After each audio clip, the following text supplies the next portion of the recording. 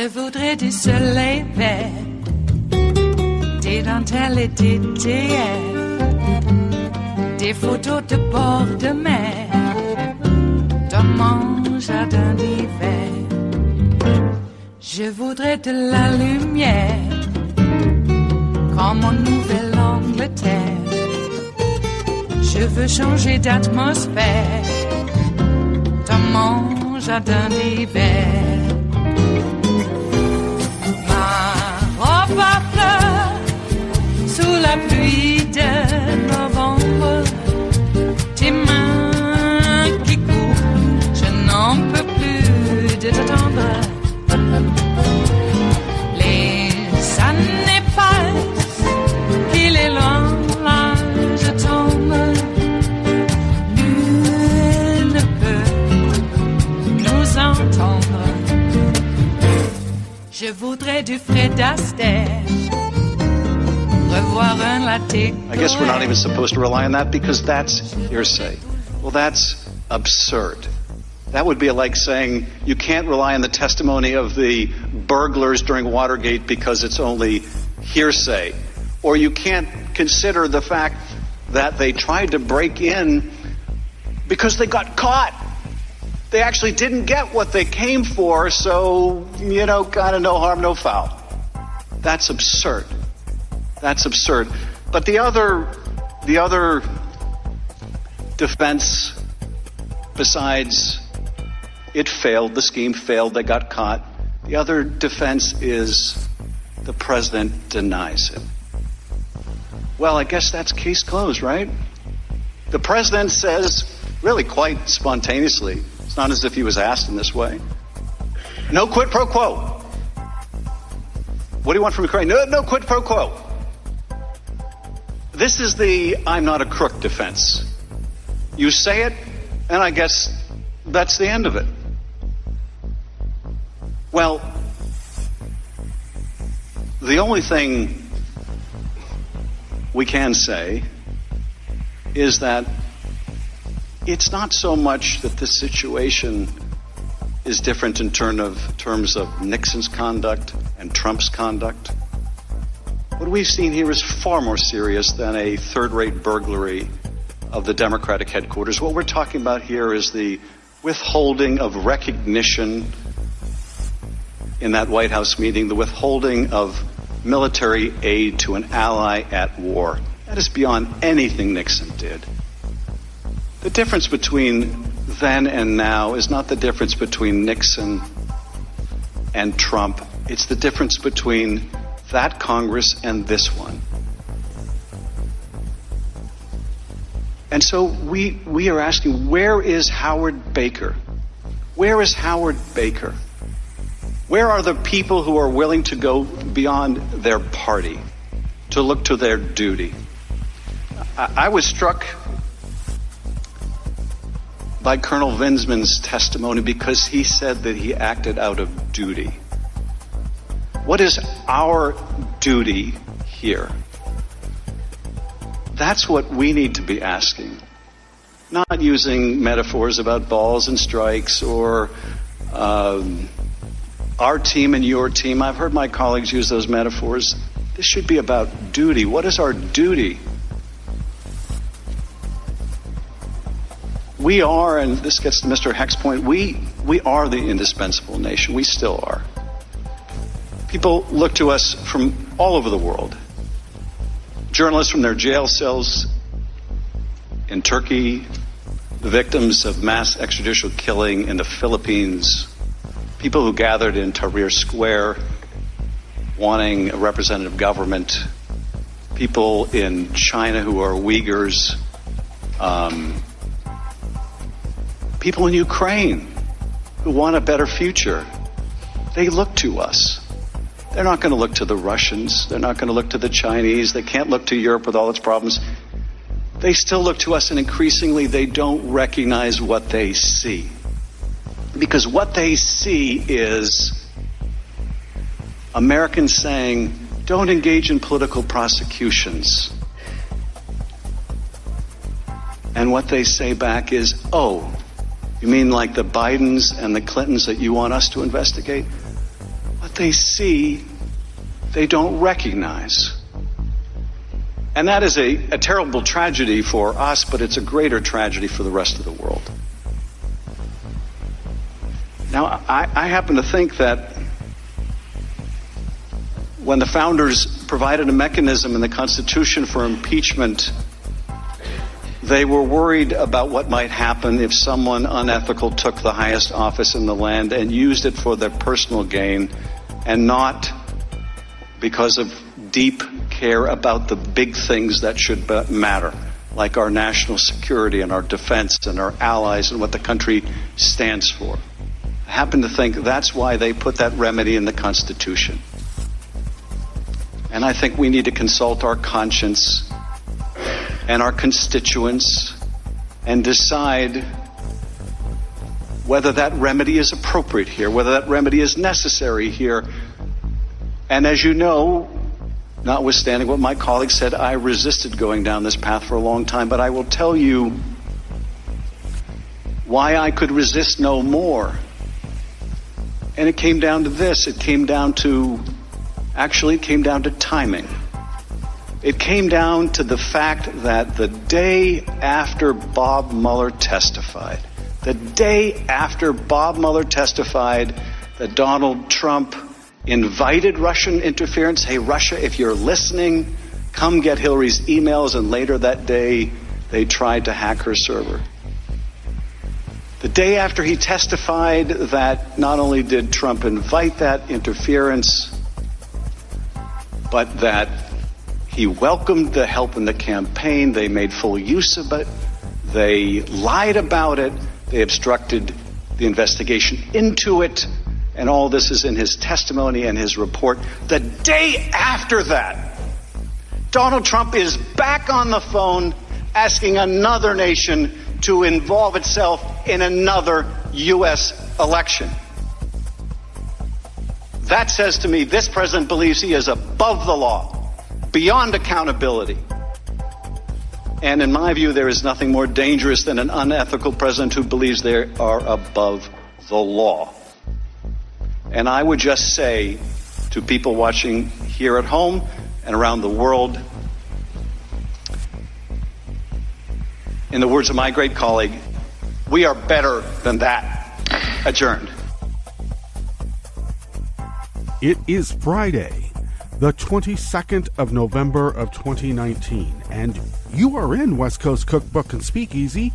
I am your chef de cuisine, Justice Putnam, and our daily special is Blue Moon Spirits Fridays, because we are all Nighthawks in the Diner of Life. Well, there's some conjecture that maybe public hearings may have ended in the Intel Committee for the impeachment of Donald J. Trump, and I'm not so sure that's the case. There is also speculation it's going to get kicked to judiciary to continue. I think that possibly there may be some more hearings in the public realm to be had, but there are going to now be some more, oh my God, behind closed doors, secret depositions, never heard of that before. What a bunch of agitprop BS. And yeah, that would be Russian agitprop. We see the Republican Party pretty much on the side of Vlad. And it seems like there's millions, tens of millions of people who are just fine with that. That's what's a bothersome development in my book. So, I think that there's going to be some more to be revealed, especially after Swalwell put it into the congressional record that Nunes was off gallivanting around Europe with Lev Parnas, Russian-Ukrainian mobster, paid by Firtash, Russian mobster, oligarch mobster. Yeah. Talks personally with Vlad. He likes him, and Vlad likes Firtash.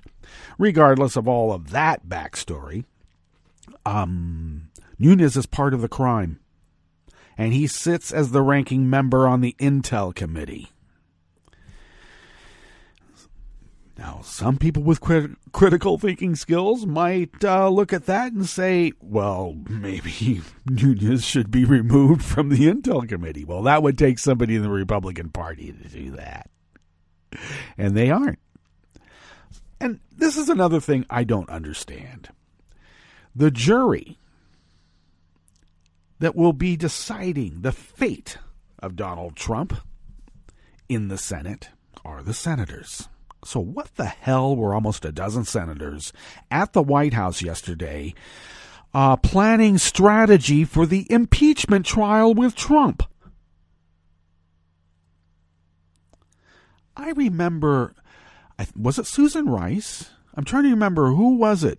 Loretta Lynch? Maybe it was Loretta Lynch who spoke with Bill Clinton when a real sham show trial was going on. And that was when they were trying to convict Hillary Clinton over Benghazi. Talk about a manufactured scandal. So I think it was Loretta Lynch. I think it was. It could have been Susan Rice. But regardless, they being on Fox News and the Republicans, just had a heart attack over that. Just a violation of the rule of law, and Hillary's so corrupt, and look what they're trying to do. They're trying to fix the trial and exonerate her, and she should be locked up. And yet, even in the liberal media, there's no question at how it is that the jurors in his trial are meeting in the Oval Office with him to plan strategy. I think there's maybe it's a legal term, or maybe not. Sounds like quid pro quo to me. In fact, why go all the way to Ukraine to fix it all up so that you can cheat on your election when you can just invite U.S. Republican senators into the Oval Office and get your quid pro quo there? Simple. Very, very simple.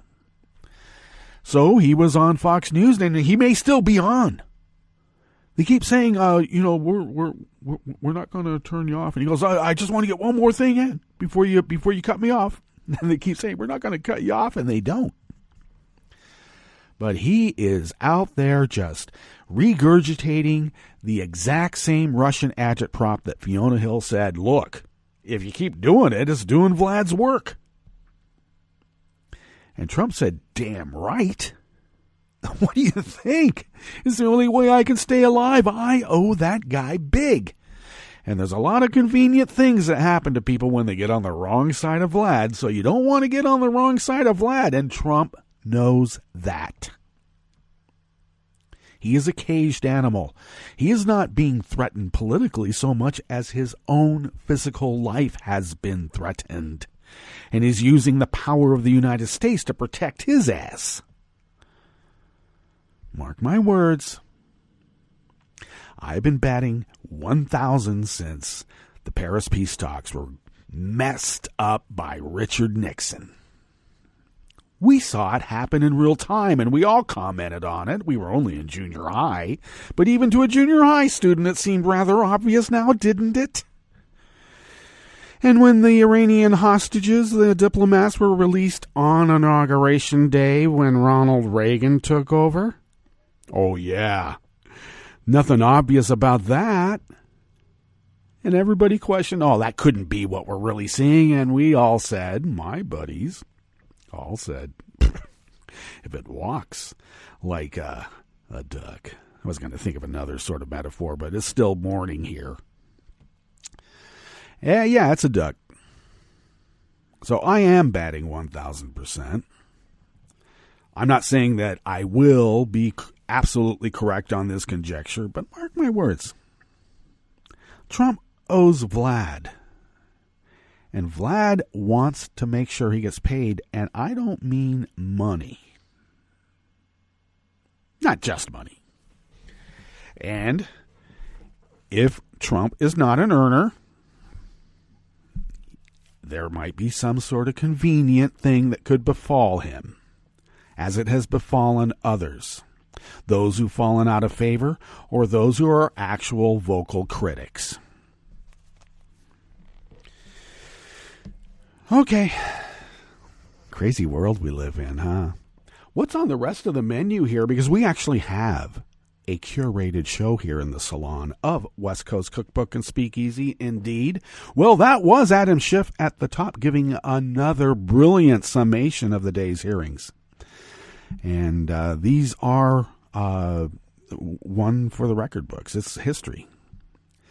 And we should make sure that we keep at least the text of it close at hand. I'd frame it and put it up on a wall. On the rest of the menu in the Bistro Cafe of West Coast Cookbook and Speakeasy, Blue Moon Spirits Fridays. The Trump administration is pushing Americans covered by the ACA into junk health care plans that do not cover pre-existing conditions. Be careful when you're on the exchange and you got to choose something else just because it's cheap. Well, actually, if it's cheap, it is. It doesn't cover anything. That's why it's cheap. Trump's EPA is rolling back an Obama-era regulation put in place after that fatal Texas chemical plant explosion. Well, anything the black guy did has to be undone. Jeez. And Trump humiliated the Pentagon by again overruling his top defense leaders by restoring the status of a sailor accused of war crimes.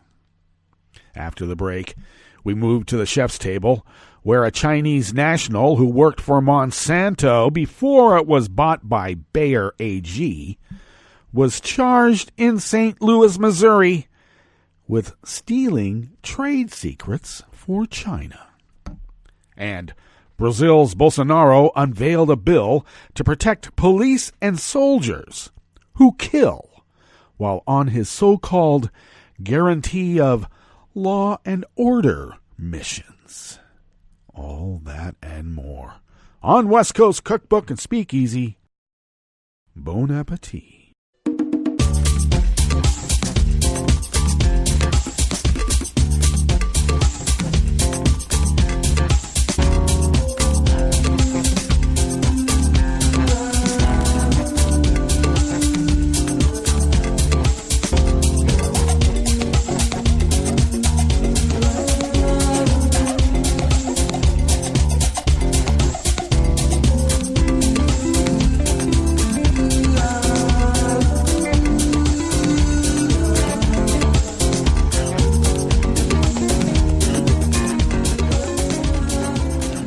At the bottom of our homepage at netrootsradio.com, to the rightish of the page, deftly located by Superior Graphic Design, and that graphic design would be by Tom, and we thank you, Tom. Right there by the social media scroll is our chat room link, and it is monitored by Kelly Lincoln, and Kelly as well does so much more than just monitor the chat room, and we thank Kelly for all she does as well. If you would then take a gander to the leftish of the page, right there across from the chat room link, you will then notice our Patreon link, and do please become a recurring Patreon of Netroots Radio. We always suggest maybe an espresso type coffee drink. If you could buy us one of those once a month, if you could send that money our way through our Patreon page, you help us pay our bills, and bills keep increasing. Darn it. And thank you to all of you who have been so generous over these many years, 8+ to be exact, of 24/7, 365 Resistance Broadcasting, just as the original founders originally intended. It is the original intent, and we are just fulfilling our civic duty, and we would be unable to do it without you. And all kidding aside, thank you very much. This is somewhat of a calling. It's hard to stop, and we can't, all right? They try to load us with so much. I think it's called Gish Gallop, and people get worn down. You just stop fighting it, and after a while, silence is complicity. We can't allow that to happen, and we won't. So thank you for your generosity in allowing us to raise our voices. If you would like to follow Netroots Radio on Twitter, it is so simple. Just go to @Netroots Radio. And Tom takes care of that, too. I told you he does so much.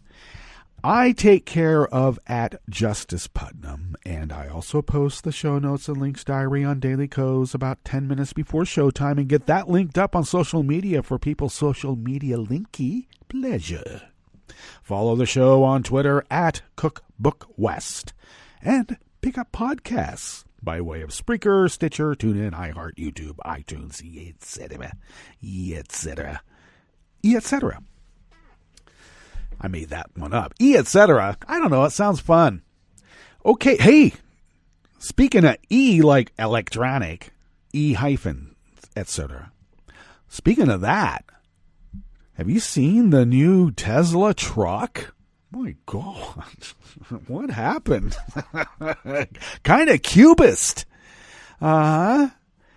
I wonder how, I don't think it's just meth, heroin, and cocaine that they're taking there at Tesla on the shop floor. Yeah, there's a lot of evidence of that going on, and that's going to impact really well on that FEC investigation on Musk manipulating stock prices. Regardless, I think they're taking something a little bit more strong, a psychotropic type substance possibly, because that is, that's right out of Picasso. I don't know if I like it. I don't. It looks like a billionaire survival vehicle, which says everything we need to know.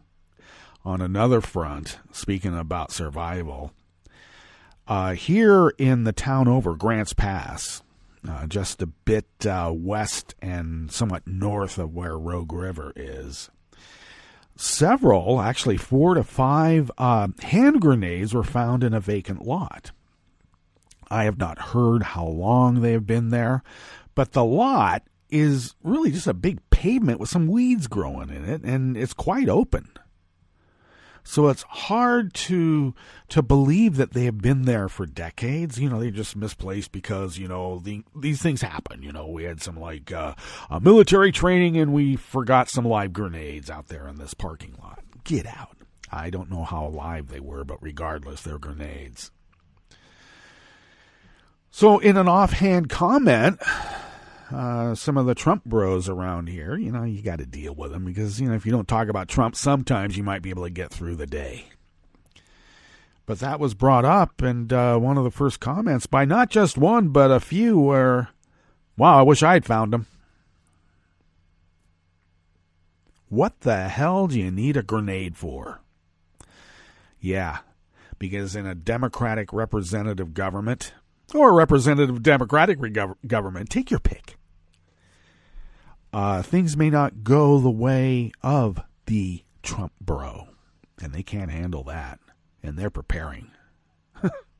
Actually, they are being brainwashed into thinking that we're just going to start slitting everybody's throat, and I am not kidding you. They actually believe that. Liberals are going to slit our throats. That's what they say. I got to have some grenades so I can blow whoever comes up to my door. Well, what's going to happen to your door?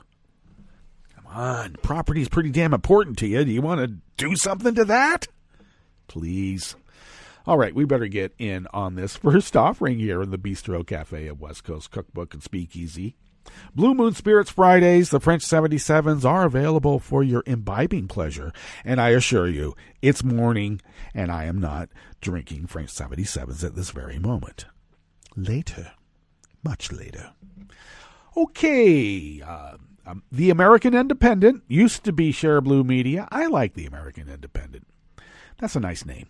Dan Desai Martin of the American Independent brings us this first offering. The Trump administration is actively pushing Americans using the Affordable Care Act exchange into junk health care plans that may not cover pre-existing conditions or key benefits such as hospital stays. Or how about even something as simple as a shot? Well, everybody should have a choice to be able to choose a plan that doesn't cover anything. What are we? Socialist Russia. Yeah, you wish that we were socialist Russia. Boy. Some looking for health care plans during open enrollment are being redirected to third-party sites selling so-called short-term plans. These plans, which used to be barred from appearing on the exchange, have lower premiums because they don't cover all the benefits Americans have come to rely on since the ACA became law almost a decade ago. Under the ACA, health care plans must cover 10, count them, 1, 2, 3, 4, 5, 6, 7, 8, 9, 10, essential benefits, which include emergency room visits and maternity care.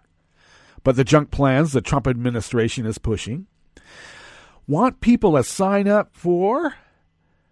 They want to sign up for plans that don't cover all these benefits, potentially leaving people with high medical bills. And that is a feature, not a bug, because then if people are mad because of their high bills, they can blame the black guy. It was all his fault, just like everybody said.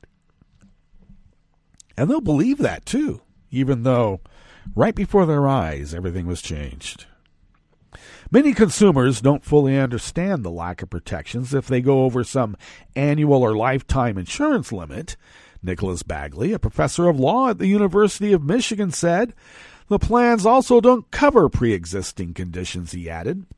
Trump has repeatedly claimed that his administration will always protect patients with pre-existing conditions, and he has proof because he's kicked military families to the ground after he promised to take care of them, too.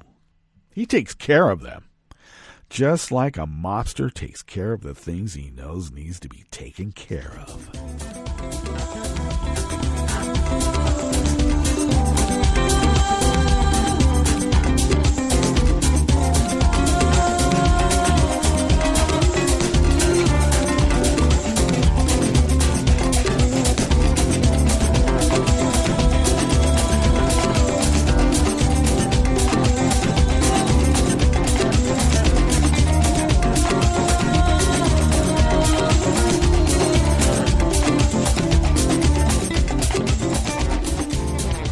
Like Dan Desai Martin again will bring us this next offering here in the Bistro Cafe of West Coast Cookbook and Speakeasy, Blue Moon Spirits Fridays. The Environmental Protection Agency weakened a safety rule related to storing potentially dangerous chemicals. The rule change means companies storing potentially explosive chemicals will no longer be required to take certain safety precautions that could prevent accidents. In addition, companies no longer have to make a list of the types of chemicals being stored at their sites available to the public. Wow. Why would these be put in place? Is it just to kick Obama? Sounds to me like it goes along the old adage that I keep bringing up, and we'll get to that in just a little bit. The EPA claims the rules changes are due to national security concerns. Really? Yeah, because you're trying to destroy national security. You know, when Trump says he just wants the corruption, he's just all about the corruption, take him at his word. Environmental advocates criticize the action as potentially dangerous to residents and first responders, and there's some historical precedent for it. That's why the rule was put in place in the first place. It is unconscionable that the Trump administration would gut key protections for emergency responders and people living near facilities that handle potentially dangerous chemicals. Elena Kraft, Senior Director of Climate and Health with the Environmental Defense Fund, told the Washington Post. Tougher rules regarding chemical storage were put in place under President Obama, following a 2013 explosion at a chemical plant that killed 15 people. 15. Before the explosion, volunteer firefighters responded to a fire at the West Fertilizer Company plant. After the first responders arrived, somewhere between 80,000 and 100,000 pounds of fertilizer-grade ammonium nitrate stored in the plant exploded so powerfully the blast registered a 2.1 on the Richter scale. Of the 15 people who died, 12 were those volunteer firefighters. 12 were first responders. 3 were just happened to be living nearby. Oh, did I mention there was an elementary school across the street that got totally destroyed? Oh, but it happened when the kids weren't there, thankfully. This is why that rule was put in place. So that when you go to a fire, you know what is there. Why would the lives of these first responders be put in the balance because Trump wants to kick the black guy and liberals in general? I'll tell you, and I believe it's because it helps Vlad. How does it help Vlad? Well, I'll repeat my mantra then. Property is always more valuable when delivered vacant to a hostile foreign power.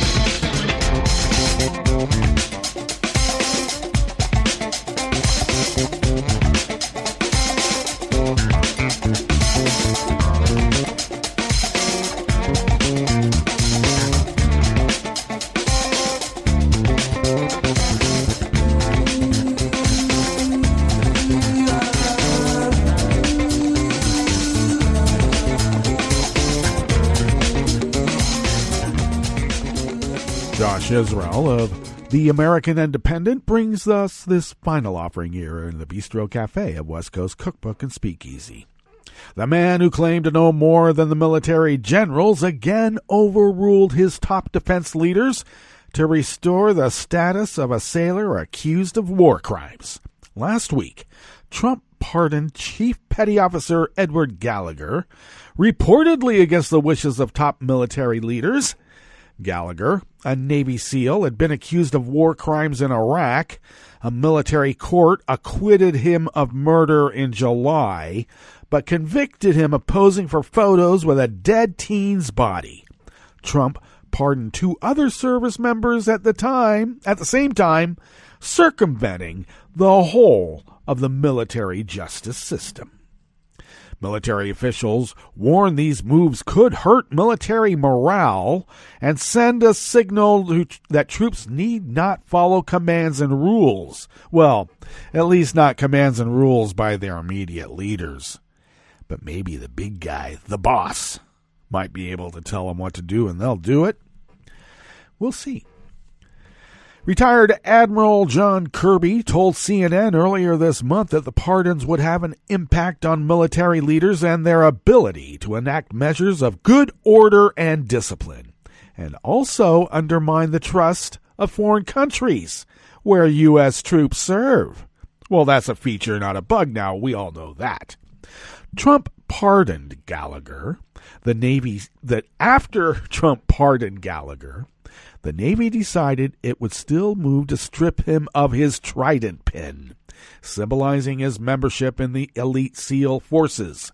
According to the New York Times, Navy officials sought and believed they had repeatedly received official clearance from the Trump White House to make the move.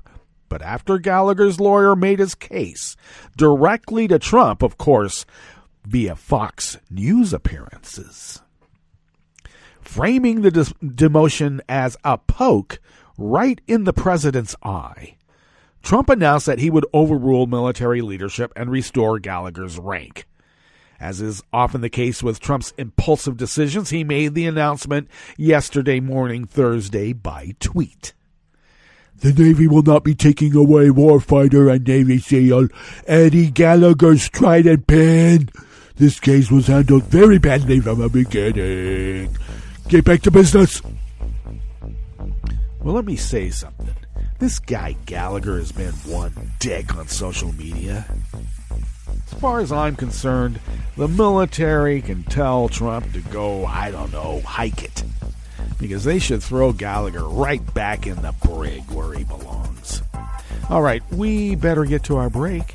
And when we get back from that break, we are going to go through weather from around the world and finish up with the stories that we have curated for you today.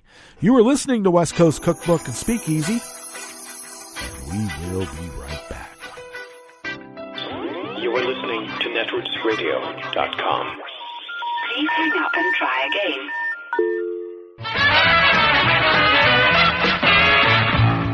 From a point at sea to the circles of your mind, a new force is at work for planetary transformation. New radio for a new Earth.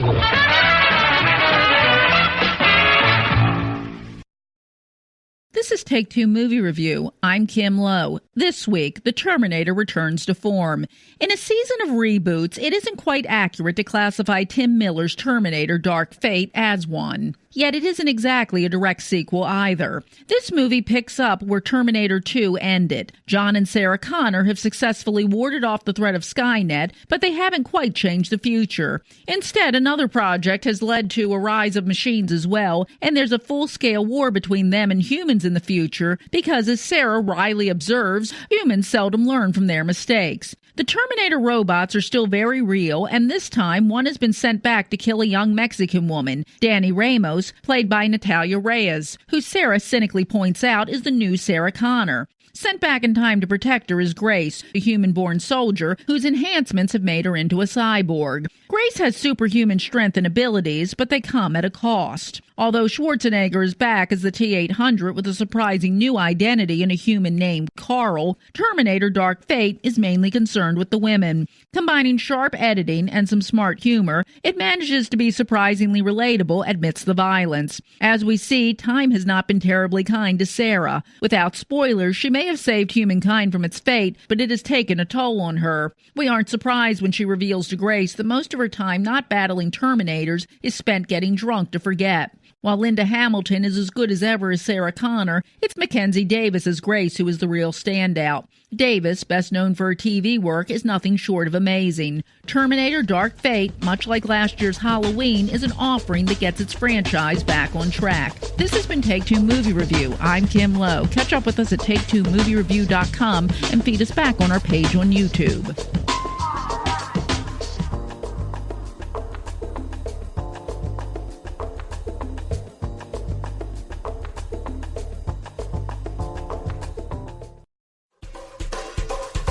This is Scientific American's 60-Second Science. I'm Christopher Intagliata.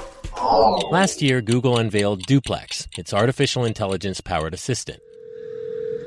So how can I help you? Hi, I'm calling to book a women's haircut for a client. I'm looking for something on May 3rd. That's a robot. Sure, give me 1 second. Sure, what time are you looking for? The machine assistant never identified itself as a bot in the demo, and Google got a lot of flack for that. They later clarified that they would only launch the tech with, quote, disclosure built in. But therein lies a dilemma, because a new study in the journal Nature Machine Intelligence suggests that a bot is most effective when it hides its machine identity. That is, if it is allowed to pose as human. Talal Rahawan is a computational social scientist at New York University's campus in Abu Dhabi. His team recruited nearly 700 online volunteers to play the prisoner's dilemma, a classic game of negotiation, trust, and deception against either humans or bots. Half the time, the human players were told the truth about who they were matched up against. The other half, they were told they were playing a bot when they were actually playing a human, or that they were battling a human when, in fact, it was only a bot.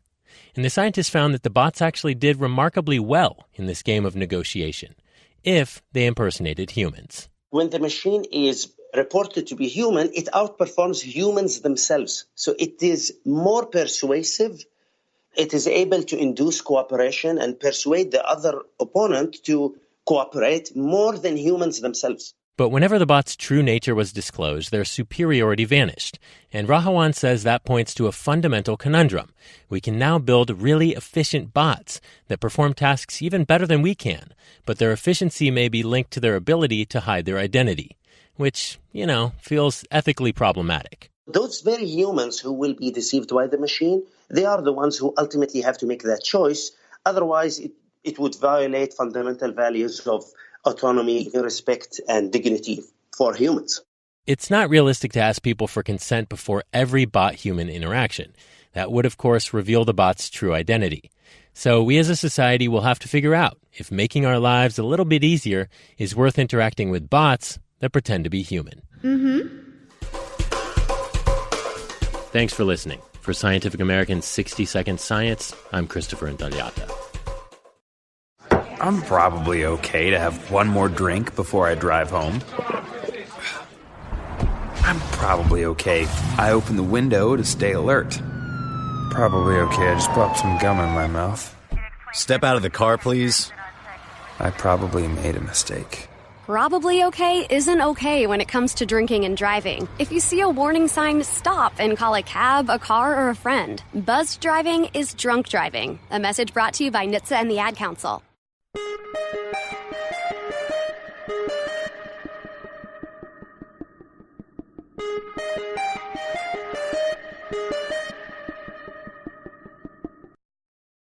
I'm Rick Smith, and this is Labor History in 2. On this day in labor history, the year was 1909. That was the day that a young garment worker by the name of Clara Lemlich made a speech that would have a resounding impact on the labor movement in New York City. Lemlich was at a union meeting where she sat listening to men discuss whether garment workers should call a general strike. Finally, she asked to speak. She said, "I have listened to all of the speakers, and I have no further patience for talk. I am a working girl, one of those striking against intolerable conditions. I am tired of listening to speakers who talk in generalities. What we are here for is to decide whether or not to strike. I make a motion that we go out in a general strike." The female shirtwaist makers were trapped in unskilled, poorly paying jobs. This workforce was more than 70% women, mainly Italian and Jewish immigrants. These bottom-tier workers worked for $3 to $4 per week. Semi-skilled operators earned between $7 and $12 per week. At the top of the hierarchy stood the highly skilled cutters and pattern makers, who in some cases could earn more than $20 a week. The day after Clara's inspiring speech, 15,000 shirtwaist workers walked out of their workplaces. Workers at 339 of the 352 shirtwaist manufacturing companies in New York City went out on strike. It grew and became known as the Uprising of the 20,000. It was the largest strike by women up until that moment in American history. Strikers faced opposition from manufacturers, the police, and the courts. The strike was not settled until February of the following year. Factory owners agreed to meet the workers' demands, including higher pay and shorter hours. For more information, go to laborhistoryin2.com, like us on Facebook, follow us on Twitter at laborhistoryin2. I read the news today, oh boy. It's time for Nicole Sandler's What's News from NicoleSandler.com and the Progressive Voices Network. After 5 days of testimony from 12 witnesses over 2 weeks, the House Intelligence Committee on Thursday appears to have wrapped up this public hearing phase of the impeachment inquiry, though we don't know that for sure. Perhaps they're waiting for the ruling expected Monday from a federal appeals court on whether or not former White House counsel Don McGahn will have to comply with a congressional subpoena to testify. If the ruling is in the Democrats' favor, it could lead the way toward compelling testimony from John Bolton, Mick Mulvaney, and others as well. For now, we wait. In the meantime, Congress is now in recess until December 3rd. Although Republicans seem to be standing behind the president and party over country, the testimony from the past few days has been explosive. Thursday's hearing featured testimony from 2 witnesses. David Holmes, a State Department official with the U.S. Embassy in Ukraine, was a last-minute addition to the lineup. We were made aware of him during the first day of testimony when Ambassador Bill Taylor broke the news that a colleague of his had overheard a damning phone conversation between Ambassador Sondland and the president over lunch at a Kiev restaurant. Holmes testified it was his, quote, clear impression that Trump withheld aid to Ukraine as pressure for investigations. During the lunch, Ambassador Sondland said that he was going to call President Trump to give him an update. Ambassador Sondland placed a call on his mobile phone, and I heard him announce himself several times along the lines of Gordon Sondland holding for the president. And I then noticed Ambassador Sondland's demeanor changed and understood that he had been connected to President Trump. While Ambassador Sondland's phone was not on speakerphone, I could hear the president's voice through the earpiece of the phone. The president's voice was loud and recognizable. And Ambassador Sondland held the phone away from his ear for a period of time, presumably because of the loud volume. I heard Ambassador Sondland greet the president and explain he was calling from Kyiv. I heard President Trump then clarify that Ambassador Sondland was in Ukraine. Ambassador Sondland replied, yes, he was in Ukraine, and went on to state that President Zelensky, quote, loves your ass. I then heard President Trump ask, so he's going to do the investigation. Ambassador Sondland replied that he's going to do it, adding that President Zelensky will do anything you ask him to do. Even though I did not take notes of these statements, I have a clear recollection that these statements were made. I then took the opportunity to ask Ambassador Sondland for his candid impression of the president's views on Ukraine. In particular, I asked Ambassador Sondland if it was true that the president did not give an expletive about Ukraine. Ambassador Sondland agreed that the president did not give an expletive about Ukraine. I asked why not. And Ambassador Sondland stated that the president only cares about big stuff. I noted there was big stuff going on in Ukraine, like a war with Russia. And Ambassador Sondland replied that he meant big stuff that benefits the president, like the Biden investigation that Mr. Giuliani was pushing. The conversation then moved on to other topics. I came to realize that I had firsthand knowledge regarding certain events on July 26 that had not otherwise been reported, and that those events potentially bore on the question of whether the president did, in fact, have knowledge, that those senior officials were using the levers of diplomatic power to influence the new Ukrainian president to announce the opening of a criminal investigation against President Trump's political opponent. Fiona Hill was originally scheduled as the lone witness on Thursday, and now we understand why. The former National Security Council advisor on Russia and Ukraine began by denouncing a fictional narrative embraced by Trump and his Republican allies that Ukraine and not Russia interfered in the 2016 presidential elections, testifying that the claim was a fabrication by Moscow that had harmed the United States. Based on questions and statements I have heard, some of you on this committee appear to believe that Russia and its security services did not conduct a campaign against our country, and that perhaps, somehow, for some reason, Ukraine did. This is a fictional narrative that has been perpetrated and propagated by the Russian security services themselves. The unfortunate truth is that Russia was the foreign power that systematically attacked our democratic institutions in 2016. This is the public conclusion of our intelligence agencies, confirmed in bipartisan congressional reports. It is beyond dispute, even if some of the underlying details must remain classified. The impact of the successful 2016 Russian campaign remains evident today. Our nation is being torn apart. Truth is questioned. Our highly professional and expert career foreign service is being undermined. US support for Ukraine, which continues to face armed Russian aggression, has been politicized. The Russian government's goal is to weaken our country, to diminish America's global role, and to neutralize a perceived US threat to Russian interests. President Putin and the Russian security services aim to counter US foreign policy objectives in Europe, including in Ukraine, where Moscow wishes to reassert political and economic dominance. I say this not as an alarmist, but as a realist. I do not think long-term conflict with Russia is either desirable or inevitable. I continue to believe that we need to seek ways of stabilizing our relationship with Moscow, even as we counter their efforts to harm us. Right now, Russia's security services and their proxies have geared up to repeat their interference in the 2020 election. We are running out of time to stop them. In the course of this investigation, I would ask that you please not promote politically driven falsehoods that so clearly advance Russian interests.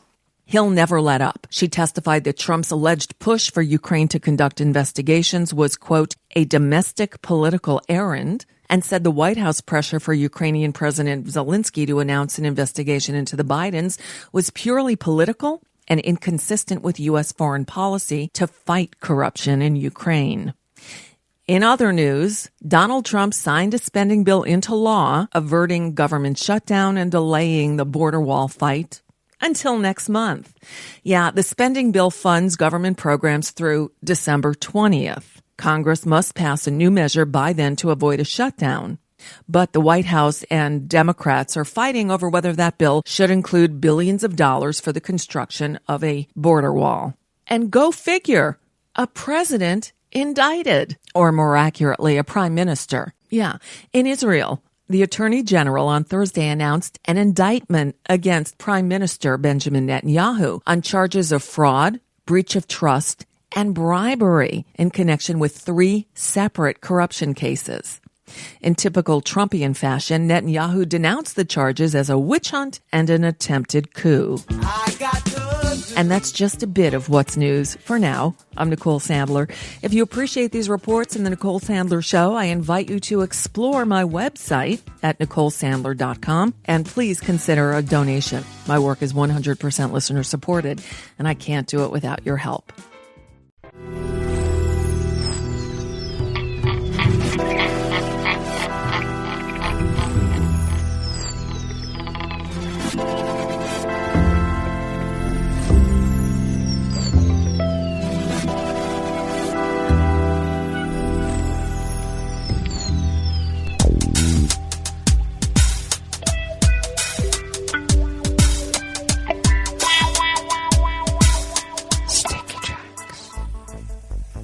Thank you for accompanying us here to the Chef's Table at West Coast Cookbook and Speakeasy Blue Moon Spirits Fridays, because we are all Nighthawks in the Diner of Life. We always begin weather from around the world along the banks of the Rogue River, in the Rogue River Valley of Southern Oregon and the west coast of the continental United States of America, where it is currently 28 degrees Fahrenheit. Ooh, rather chilly. We are expecting to have a high of nearly the same as yesterday. About 58 degrees is what we topped out here at the mothership. And expecting lows in the, well, they're saying the mid to upper 30s. It could be even cooler than that. Sunny conditions should prevail throughout the day. Winds are light and variable out of the north and northwest, and will remain so through the day, through the night, and through tomorrow.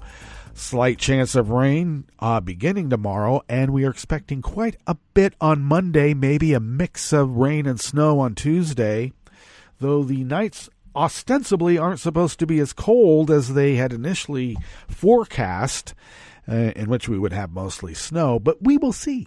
Things always change at the last minute. Pollen is rated at none. The air quality index is in the good range at 28 parts per million. And that daytime UV index is low, though it has ticked back up and remains at that 2 range, even though it went down to 1 just for a couple of days. Barometric pressure locally is holding steady at 30.2 inches. Visibility is at 9 miles, and relative humidity is at 92%. Weather from around the world is brought to you by people's personal weather stations that they purchased. These people planted these purchased personal weather stations somewhere on their property, and these people positively live around the world. Before I get into that, you know how they invoke the Steele report? Well, this is my P-tape, all right? We may pop the P's and we may not pop the P's. But this is my P-tape, and I accept it. It's mine. So if you're going to take on the Steele dossier and bring that up, I'm telling you, it could turn out to be a real pisser. I went a long way to get there, but there we are. London is 50 degrees and partly cloudy. Paris is 52 and sunny. Sunny Paris. Rome is 60 degrees and partly cloudy. Kyiv is 23 and fair. Kabul is 41 degrees and cloudy. Hong Kong is 67 degrees and fair. Tokyo is 50 degrees with rain. Sydney, Australia is 68 and cloudy, though mostly it's smoke. San Francisco, California is 49 and fair, though they are in a fog advisory. And New York is 52 degrees and cloudy. And that is weather from around the world, brought to you by people's personal weather stations that they purchased. These people planted these purchased personal weather stations somewhere on their property, and these people positively live around the world.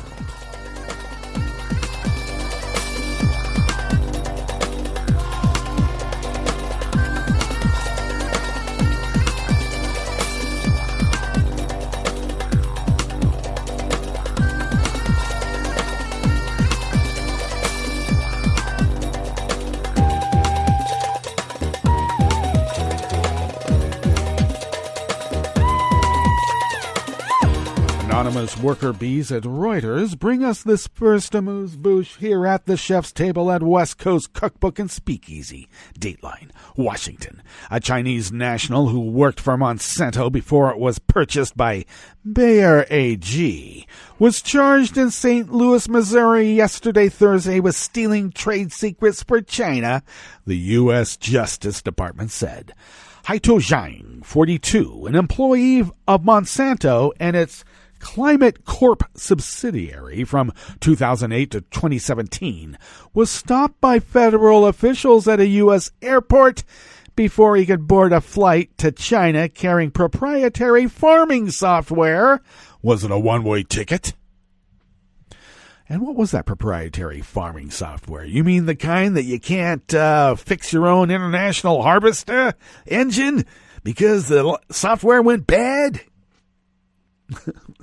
Yeah, okay. Maybe. How dare you? They don't call it International Harvester just so you can, write your own code for it. The indictment alleges another example of the Chinese government using talent plans to encourage employees to steal intellectual property from their U.S. employers, Assistant Attorney General John Demers said. Well, the lawyer said his client will plead not guilty at his arraignment, which has not been scheduled. Now, what is that 1,000 Talents plan? That was in 2008. China announced it was going to recruit scientific researchers, which authorities in Washington had called a threat to U.S. national security. And look, it is.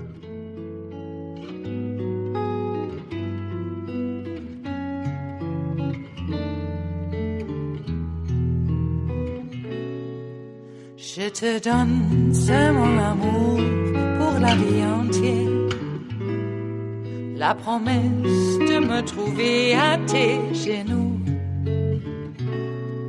Aussitôt que tu m'appelles, rester toujours fidèle, c'est tout, c'est tout.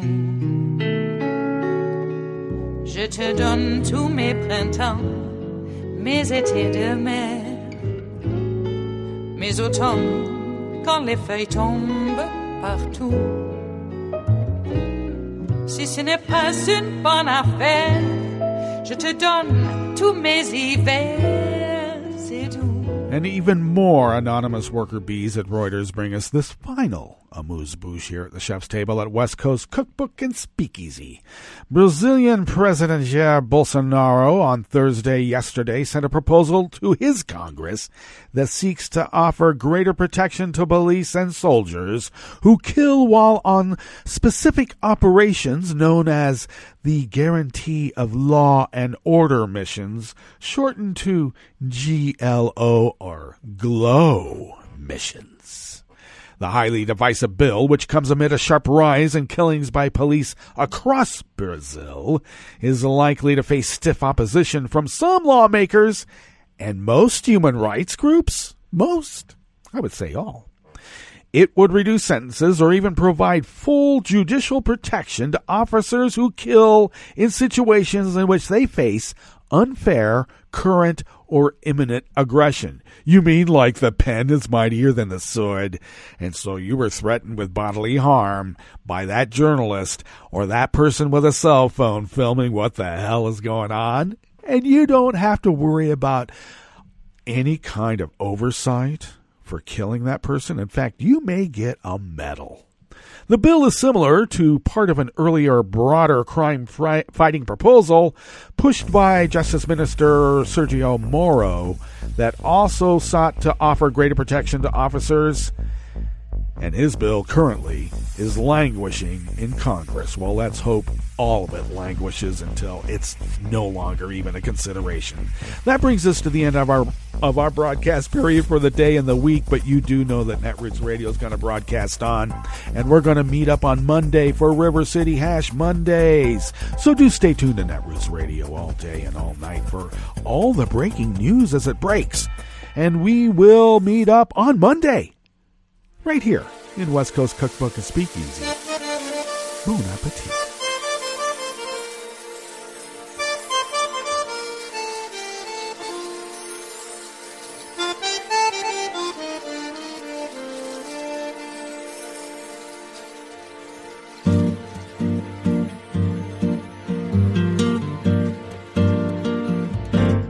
Je voudrais du soleil vert, des dentelles et des théâtres, des photos de bord de mer, dans mon jardin d'hiver. Je voudrais de la lumière, comme en Nouvelle-Angleterre. Je veux changer d'atmosphère, dans mon jardin d'hiver. Ma fleur sous la pluie de novembre, tes mains qui courent, je n'en peux plus de t'attendre.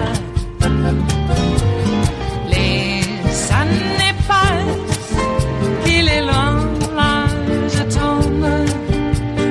Nul ne peut nous entendre. Je voudrais du Fred Astaire, revoir un latte Coeur. Je voudrais toujours te plaire dans mon jardin d'hiver. Je veux déjeuner par terre, comme au long de golfe clair, t'embrasser les yeux ouverts dans mon jardin d'hiver.